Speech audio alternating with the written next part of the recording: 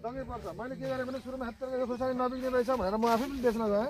बेच्दाखेरि यस्तो अचार खाने खुर्सानी यो त पिरै हुन्न भनेर भने तपाईँ चाख्नुहोस् यो खुर्सानी राख्नुहोस् यदि पिरो छैन भने मलाई पैसा नदिनु होला भने मैले अनि त्यसपछि उहाँले खानुभएछ त्यसपछि म फेरि खुर्सानी ल्याइदियो भाइ फेरि खुर्सानी ल्याइदियो भनेर मलाई बोलाएँ यो चाउमिन होमवेयरमा काट्न पनि सजिलो छ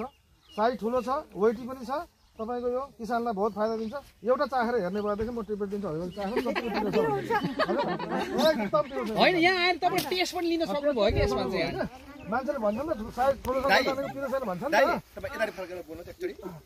होइन यसको साइज ठुलो छ भन्छ मान्छेले सिटिमिति लिन खोज्दैन तपाईँको चाहिँ यसको साइज वेटी पनि छ किसानलाई फाइदा गर्छ पिरोमा यति पिरो बासना पनि एकदम राम्रो छ यो खुर्सानीको मेरो अहिले दिनमा 50-60 किलो खुर्सानी निक्लिरहेको छ मेरो माथि घर छ मेरो 10 कट्ठा जग्गा छ माथि मेरो काग्रो पनि छ होइन काग्रो मेरो सिद्धियो अब मेरो माथि आलु र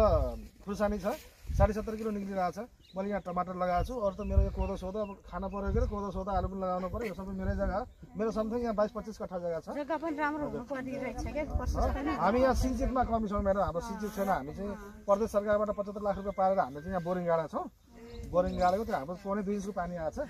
त्यसैबाट चाहिँ हामी किसानहरूले चाहिँ बाली बाली सिँचाइ गरेर बर्खामा घर भर्छ